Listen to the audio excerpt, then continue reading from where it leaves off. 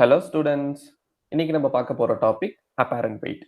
So இது எந்த சாப்டர்ல சார் இருக்குன்னு கேட்டிங்கன்னா, ஃபோர்ஸஸ் அண்ட் லாஸ் ஆஃப் மோஷன்ல இருக்கக்கூடிய ஒரு சின்ன டாபிக் பிளஸ் இம்பார்ட்டன்ட் டாபிக்கும் கூட. Okay. So first what is வெயிட்னா என்ன? ஸோ வெயிட்டுக்கு முன்னாடி நம்ம மாஸ்னா என்னன்னு தெரிஞ்சுக்கலாம்.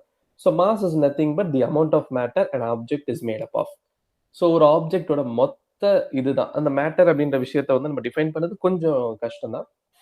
But try to imagine like ஒரு object is made up of atoms or molecules இல்லையா?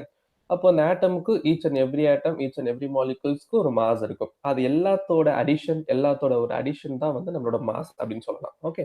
அதே வாட் இஸ் வெயிட் சார் அப்படின்னு கேட்டீங்க அப்படின்னா, ஸோ அதே தான் மாஸ் அப்படின்ற ஃபேக்டர் வந்து when it is multiplied with the acceleration due to gravity. ஏன்னா every object which is seen around us, even நம்மள சுத்தி இருக்கக்கூடிய ஆப்ஜெக்ட்ஸ் எல்லாமே பாத்தீங்கன்னா it is placed in earth. கரெக்டா? அப்ப அந்த ஆப்ஜெக்ட் மேல எர்த்தோட கிராவிட்டி ஆக்ட் ஆயிட்டு இருக்கு. ஸோ அப்ப என்ன பண்ணும், எர்த்தோட கிராவிட்டி அந்த ஆப்ஜெக்ட்டை வந்து தன்னை நோக்கி அட்ராக்ட் பண்ண ட்ரை பண்ணும். கரெக்டா? So even if I'm placing an object like this, அப்ப என்ன பண்ணும், எர்த்தோட gravitational force will try to pull it downwards. So தன்னை நோக்கி அட்ராக்ட் பண்ண ட்ரை பண்ணும். கரெக்டா? அப்ப என்ன ஆகுது, அந்த ஆப்ஜெக்டோட mass it is getting multiplied with the gravitational factor which I call to be G. அதனால சார் ஜி அப்படின்னா ஆக்சலரேஷன் டியூ டு கிராவிட்டி. அப்போ இந்த factor mass multiplied with acceleration due to கிராவிட்டியை தான் நம்ம வந்து வெயிட் அப்படின்னு சொல்லுவோம். இன் சிம்பிள் டேர்ம்ஸ்ல நீங்க டெஃபினேஷன் பாத்தீங்க அப்படின்னா வந்து the force exerted by the gravity on an object is actually the weight of an object அப்படின்னு சொல்லுவாங்க. அப்ப நீங்க இமேஜின் பண்ணிக்கோங்க, இந்த ஜி அப்படின்ற ஃபேக்டர் பாத்தீங்கன்னா எர்த்துக்கு 9.8 மீட்டர் பர் செகண்ட் ஸ்கொயர். கரெக்டா? இது வந்து கான்ஸ்டன்ட் த்ரூ த எர்த். இது ஒரு average value 9.8 metre per second square அப்படின்றது எர்த்தோட ஆக்சலரேஷன் டியூ டு கிராவிட்டியோட வேல்யூ. கரெக்டா? அப்போ உங்க மாஸ் வந்து ஒரு 10 கேஜி இருக்குன்னு வச்சுக்கோங்களேன். சிம்பிள். உங்களோட மாஸ் வந்து ஒரு 10 கேஜி இருக்கு. And when you multiply this with our factor, so உங்களுக்கு 98 அப்படின்ற ஒரு வேல்யூ கிடைக்குது. So this will be my weight. Actually இந்த வெயிட்கான யூனிட் பார்த்தீங்கன்னா, so since it is and product of mass and acceleration due to gravity, mass and acceleration due to gravity it's also an acceleration இல்லையா? அப்போ mass multiplied with acceleration என்னது? Force. அப்போ 98 Newton அப்படின்னு நம்ம சொல்லணும். இதுக்கான ஈக்குவலன்ட் வேல்யூ வந்து நம்மளுக்கு தெரியும். கரெக்டா? ஸோ கிட்டத்தட்ட வெயிட் அப்படின்றது nothing but force of gravity acting on an object. Okay, simple. So இதான் வெயிட்டுக்கும் மாஸுக்கான பேசிக் டிஃபரன்ஸ். ஸோ மாஸ் அப்படின்றது the amount of matter and object made up of. அதே வெயிட் அப்படின்றது the force of gravity acting on an object. கிட்டத்தட்ட அது ஒரு force மாதிரி. Okay. So let us get into the topic apparent weight. இதெல்லாம் sir apparent வெயிட்னா என்ன sir அப்படின்னு தெரிஞ்சுக்கலாம். ஸோ கவனிங்க, என்கிட்ட ஒரு லிஃப்ட் இருக்கு. So this is actually a lift. So இந்த லிஃப்ட்டுக்குள்ள ஒரு பர்சன் நிற்கிறாரு. அவர் எதுல நிற்கிறாரு அப்படின்னா ஒரு வெயிட் மிஷின்ல நிற்கிறாரு. ஓகே. இப்போ அந்த லிஃப்ட் வந்து இனிஷியலா வந்து ரெஸ்ட்ல இருக்குன்னு வச்சுக்கலாமே. லிஃப்ட் வந்து மூவ் ஆகல, எதுவுமே ஆகல. கிரவுண்ட் ஃப்ளோர்ல லிஃப்ட் வந்து ஸ்டேஷனரியா இருக்கு, எந்த விதமான மூவ்மெண்ட்டும் இல்லாம.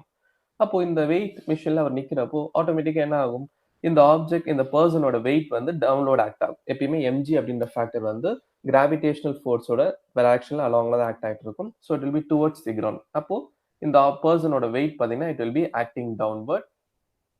எப்பயுமே force can exist as a pair தான் இல்லையா? அப்போ இந்த பர்சனுக்கான நார்மல் ரியாக்ஷன் பார்த்தீங்கன்னா மேல ஆக்ட் ஆகிட்டு இருக்கும். ஸோ நார்மல் ரியாக்ஷன் அப்படின்றது ஒரு ரியாக்ஷன் ஃபோர்ஸ். கரெக்டா? ஏன்னா ஃபோர்ஸ் வந்து ஒரு ஒரு மோனோபோலி மாதிரி எக்ஸிஸ்ட் ஆக முடியாது. It will be always existing as a பேர்.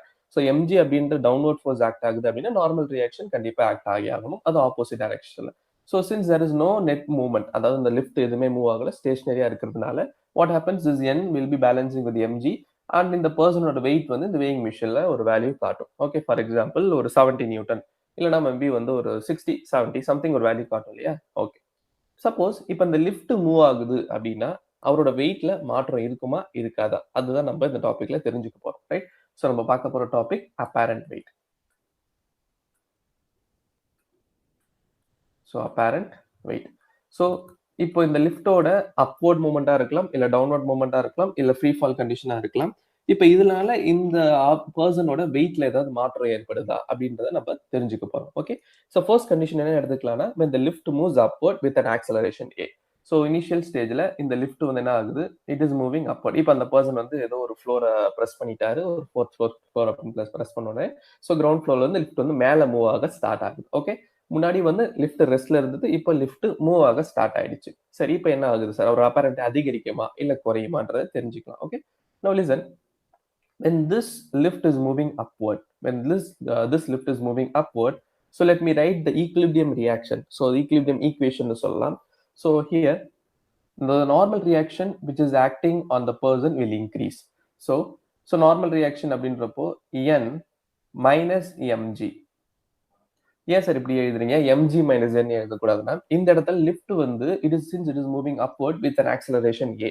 ஸோ மேல மூவ் ஆகுறதுனால இப்போ இது யாரு சப்போர்ட் பண்ணுது இந்த மூவ்மெண்ட், அதாவது இந்த ஆக்சலரேஷன் யாருக்கு சப்போர்ட்டிவா இருக்குன்னா நம்மளோட நார்மல் ரியாக்ஷனுக்கு சப்போர்ட்டிவா இருக்கு. ஏன்னா ரெண்டுமே ஒரே டைரக்ஷன்ல இருக்கிறதுனால அப்போ நார்மல் ரியாக்ஷன் வேல்யூ லாஜிக்கலி அதிகமா இருக்கும். எம்ஜியை கம்பேர் பண்றப்போ அதிகமா இருக்கும். அதனாலதான் நம்ம வந்து n மைனஸ் எம்ஜின்னு எழுதுறோம். ஸோ இது எதுக்கு சார் ஈக்குவலண்டா இருக்கும்? இந்த n மைனஸ் எம்ஜின்ற ஃபேக்டர், அதாவது நெட் ஃபோர்ஸ் எதுக்கு ஈக்குவலா இருக்குன்னா நம்மளோட ma. So that is the net acceleration, அதாவது net force acting on the entire system. So இது ஒரு entire system நம்ம எடுத்துக்கிட்டோம் அப்படின்னா வந்து lift plus person plus the weighing machine எல்லாமே ஒரு சிஸ்டம்குள்ள இருக்கு. So this n minus mg will be equal to the ma. So the net force acting on the object. Okay. அப்போ இதை நான் சால்வ் பண்றேன். So normal reaction will be equal to ma plus mg.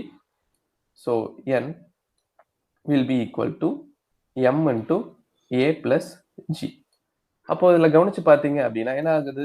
இந்த normal reaction நான் சொன்ன மாதிரி அதுவுமே ஒரு சார்ட் ஆஃப் ஃபோர்ஸ் தான் இல்லையா? நார்மல் ரியாக்ஷன் அப்படின்னு சொல்லல, மேபி எனி ரியாக்டிவ் ஃபோர்ஸஸ் தான் நம்ம இந்த n அப்படிங்க எடுத்திருக்கோம். சம்டைம்ஸ் வந்து இதுல என்ன சொல்லலாம்னா இந்த நார்மல் ரியாக்ஷன் வந்து சில கொஸ்டின்ஸ்ல வந்து டென்ஷன் அப்படின்ற கான்செப்ட்ல கொண்டு போயிருப்பாங்க. டென்ஷன் அப்படின்றத பத்தி இன்னொரு வீடியோ நான் போடுறேன். டென்ஷன் அப்படின்றது எப்பதெல்லாம் சார் வரும் அப்படின்னா whenever we have rope, string. So ஒரு ஆப்ஜெக்ட்டை வந்து இன்னொரு ஆப்ஜெக்ட்டை கனெக்ட் பண்றதுக்கு நம்ம யூஸ் பண்றது தான் இந்த ரோப்பு, ஸ்ட்ரிங் எல்லாமே, ரைட்டா? அப்போ நான் ஒரு ஆப்ஜெக்ட்ல நான் ஒரு ஃபோர்ஸ் கொடுக்குறேன் அப்படின்னா அந்த ஃபோர்ஸ் வந்து அந்த ஸ்ட்ரிங்கோ இல்லை ரோப் வழியாக தான் டிரான்ஸ்ஃபர் ஆகி இன்னொரு ஆப்ஜெக்ட்டை வந்து இழுக்கும். So mostly tension is a pulling force அப்படின்ற மாதிரி சொல்லியிருப்பாங்க. ஸோ அப்போ என்ன ஆகும்? இந்த இடத்துல வந்து நம்மளோட நார்மல் ரியாக்ஷன் டென்ஷனாக கூட சில நேரத்தில் இருக்கலாம் அப்படின்றத நான் சொல்றேன், ரைட்? ஸோ நீங்க டென்ஷன் கூட கம்பேர் பண்ணலாம். ஸோ டென்ஷனும் ஒரு ஃபோர்ஸ், நார்மல் ரியாக்ஷனும் ஒரு ஃபோர்ஸ். ஓகே. அப்போ இந்த இடத்துல கவனிச்சு பார்த்தீங்க அப்படின்னா this normal reaction is equal to m into a plus g. அப்போ acceleration due to gravity கூட என்னோட acceleration, அதாவது net acceleration ஆட் ஆகுது. ஃபார் எக்ஸாம்பிள் ஒரு எக்ஸாம்பிள் வச்சு நான் சொல்றேன். இப்போ இந்த ஆக்சலரேஷனோட வேல்யூ வந்து 2 மீட்டர் பர் செகண்ட்னு வச்சுக்கோங்களேன். 2 மீட்டர் பர் செகண்ட் ஸ்கொயர் அப்படின்னு எடுத்துக்கிட்டீங்க அப்படின்னா ஸோ ஆக்சுவலா இந்த பர்சனோட நார்மல் வெயிட் வந்து அவர் he was in the ground floor, அப்பரோட வெயிட் வந்து 70 நியூட்டன் அப்படின்னு இருந்துன்னு வச்சுக்கோங்களேன். 70 நியூட்டன் அப்படின்ட்டு இப்போ என்ன ஆகுது? இந்த 70 நியூட்டன் வச்சுட்டு என்னால வந்து இவரோட மாஸை கால்குலேட் பண்ண முடியும். இமேஜின் இவரோட மாஸ் வந்து 7 kg. I'm just giving some approximate value, rough values தான் சொல்லிட்டு இருக்கேன். இவரோட மாஸ் வந்து 7 kg. இந்த பர்சனோட மாஸ் நான் கால்குலேட் பண்ணி வச்சிருந்தேன். தட் இஸ் 7 kgன்னு வச்சுக்கோங்க. ஸோ அப்போ 7 into 2 plus acceleration due to gravity 9.8 metre per second square, அது ஈக்குவல் டு 10. நம்மளோட ஈஸி கால்குலேஷனுக்காக 10 எடுத்துக்கலாம். So 10. So 10 plus 2 is actually 12. So 7 into 12 sir எவ்வளவு வருது? So it is like 84. So 84 newton, கரெக்டா? ஸோ என்ன ஆகுது? நம்மளோட மாஸ், அதாவது இந்த ஆப்ஜெக்டோட வெயிட், அப்பேரண்ட் வெயிட் பார்த்தீங்கன்னா 84 நியூட்டன் வருது. But previously as I said, when he was standing in the ground floor, it was just 70 Newton. But இந்த இடத்துல 84 நியூட்டனா இன்க்ரீஸ் ஆயிருக்கு. அப்போ easily I can understand when the lift is moving upward, அந்த weighing machineல அந்த ஆப்ஜெக்டோட wait வந்து அதிகரிச்சிருக்கு. It has been increased. So this is one important ideology, right?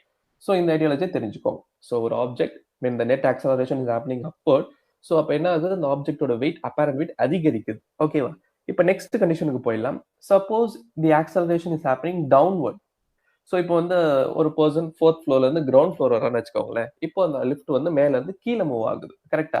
So அப்போ this acceleration is happening downward. அதே மாதிரி இந்த பர்சனோட weight will be acting downward எப்பயுமே, and the normal reaction will be acting upward. இது என்னோட ஈக்லிபிரியம். ஸோ இப்போ இதுக்கான ஈக்குவேஷன் நான் எழுதுறேன் அப்படின்னா எப்படி எழுதணும்? mg minus n. ஏன் சார் mg மைனஸ் n எழுதுறீங்க அப்படின்னா இந்த இடத்துல யாருக்கு சப்போர்ட்டிவா இருக்கு இந்த ஆக்சலரேஷன்?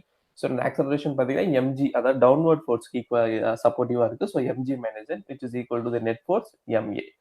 அப்போ the normal reaction will be equal to mg minus ma, and normal reaction will be equal to m into g minus a. அப்ப இந்த இடத்துல பாத்தீங்கன்னா முன்னாடி வந்து normal reaction was supported by acceleration a plus ஜின்னு வந்தது. But இந்த இடத்துல g மைனஸ் ஏன்னு வருது. ஸோ சேம் வேல்யூ நான் எடுத்துக்கிறேன். இப்போ இந்த ஆக்சலரேஷன் இது வந்து 2 மீட்டர் பர் செகண்ட் ஸ்கொயர் வருது. சேம் டேட்டாவை சப்ஸ்டியூட் பண்ணலாம். ஸோ மாஸ் வந்து 7 வச்சுக்கோங்க, g வந்து 10 வச்சுக்கோங்க, மைனஸ் 2 நம்ம போடுறப்போ so we are getting 7 into 8 வரும். So 56 newton. அப்போ முன்னாடி இருந்தத விட அவரோட ஆக்சுவல் வெயிட் வந்து கிரவுண்ட் ஃப்ளோர்ல 70 நியூட்டன் இருந்தது. அந்த லிஃப்ட் மேல மூவ் ஆகுறப்போ அது 84 நியூட்டனா காட்டுச்சு. பட் அதே லிஃப்ட் கீழ மூவ் ஆகி வரப்போ 56 நியூட்டனா எனக்கு காட்டுது. விச் மீன்ஸ் அப்பேரன்ட் வெயிட் இப்போ குறைஞ்சிருக்கு. So when the lift is moving downward, it is very clear the apparent weight has been reduced. So இது வந்து செகண்ட் ஐடியாலஜி. ஓகே. இப்போ தேர்ட் ஐடியாலஜிக்கு போயிடலாம். when the lift is at rest or moving with a uniform velocity. இப்போ lift வந்து ரெஸ்ட்ல இருந்தாலும் சரி, இல்ல லிஃப்ட் வந்து ஒரு யூனிஃபார்ம் வெலாசிட்டில மூவ் ஆகுதுன்னு வச்சுக்கலாமே. அப்ப மீனிங் என்ன? ஆக்ஸலரேஷன் 0ன்னு அர்த்தம். முன்னாடி வந்து ஆக்ஸலரேஷன் எய்தர் அப்வர்டா இருந்தது, டவுன்வர்டா இருந்தது. இப்ப லிஃப்ட் வந்து ஒரு கான்ஸ்டன்ட் வெலாசிட்டில மூவ் ஆகுது அப்படின்னா, constant velocity rate of change of velocity 0வா இருக்கிறப்போ ஆக்ஸலரேஷனும் 0 ஆயிடும். ஓகேவா? அப்ப என்ன சார் ஆகும் அப்படின்னா, when this net acceleration is 0, நம்ம ஈக்குவேஷன் எழுதுறோம். ஸோ எய்தர் வந்து r minus mg will be equal to 0 அப்படின்றப்போ, so my reaction force will be equal to mg. My reaction force will be equal to mg. இது இன்னொரு concept, right? So when the reaction force is equal to mg அப்படின்னு என்ன அர்த்தம்? எனக்கு net acceleration 0வா இருக்கு. அப்படி இல்லைன்னா அந்த ஆப்ஜெக்ட் வந்து ரெஸ்ட்ல இருக்கு, ரைட்? ரெண்டு கண்டிஷன் எடுத்துக்கலாம். ரெஸ்ட் ஆர் யூனிஃபார்ம் வெலாசிட்டியில இருக்கிறப்போ this will happen, right? Uniform velocity. இவ்வளவுதானா சார் அப்படின்னா, இன்னொரு லாஸ்ட் கேஸ் மட்டும் ஒன்று இருக்கு. என்னன்னா, when the lift is allowed to fall freely. Suppose அந்த லிஃப்ட் வந்து this is my lift. நம்ம மேல போயிட்டே இருந்திருக்கு. சடனா வந்து அந்த ரோப் கட் ஆயிடுச்சுன்னு வச்சுக்கோங்களேன். அந்த லிஃப்ட் கனெக்ட் ஆயிருக்கு. அந்த ரோப் கட் ஆயிடுச்சு அப்படின்னா, என்ன ஆகும்? வேற வழியே இல்ல. இந்த லிஃப்ட் வந்து it will be falling downwards with the acceleration due to gravity g. கரெக்ட்டா? ஏன்னா any object which is falling freely will have the acceleration value that is equal to g. கரெக்ட்டா? அப்ப இந்த ஆப்ஜெக்ட் வந்து it will have the weight mg downward and will have the acceleration value g and இதோட upward வந்து normal reaction. அப்ப இதுக்கு நான் equation எழுதுறப்ப என்ன ஆயிடும்னா, so the normal reaction will be equal to m into a minus, அதாவது g minus a ன்ற மாதிரி வரும். டவுன்வர்டுக்கு நம்ம இப்படிதான் ஈக்குவேஷன் இங்க இருக்கு பாருங்க. ஸோ டவுன்வர்ட் மோஷன்ல வந்து n is equal to mg minus ma வரும். ஸோ அப்போ mg minus a. இந்த இடத்துல வந்து ஆக்ஸலரேஷன், அதாவது a அப்படின்ற value will be equal to acceleration due to gravity. அப்ப n will be equal to m into g minus g அப்படின்ற மாதிரி வரும். So normal will be equal to 0. So இந்த இடத்துல பாத்தீங்கன்னா this n is nothing but my apparent weight. இல்ல எல்லா கேசஸ்மே n தான் நம்ம apparent weight நம்ம எடுத்துட்டு இருக்கோம். சோ என்னோட apparent weight 0ன்னு வந்துருச்சு. அப்ப என்ன மீனிங்னா, இதுக்கு பேர் தான் வந்து வெயிட்லெஸ்னஸ் அப்படின்ற ஒரு வார்த்தையை சொல்லியிருப்பாங்க நம்மளுக்கு. அப்ப when an object is falling freely, so அது என்ன ஆகுது? அந்த ஆப்ஜெக்ட்டோட வெயிட் வந்து அதால உணர முடியாது. சோ apparent weight 0 ஆனதுனால அதோட வெயிட்லெஸ்னஸ் வந்து 0 ஆயிடும்னு சொல்லுவோம். So this is called weightlessness. apparent weight 0 ஆனதுனால இந்த கண்டிஷனுக்கு பேர் வந்து வெயிட்லெஸ்னஸ் அப்படின்னு சொல்லுவாங்க. இதுதான் வந்து அப்பேரண்ட் வெயிட்ல இருக்கக்கூடிய different topics and different conditions, right? இது தெரிஞ்சுக்கோங்க. கண்டிப்பா நியூமெரிக்கல் சால்வ் பண்றப்போ ரொம்ப யூஸ்ஃபுல்லா இருக்கும்.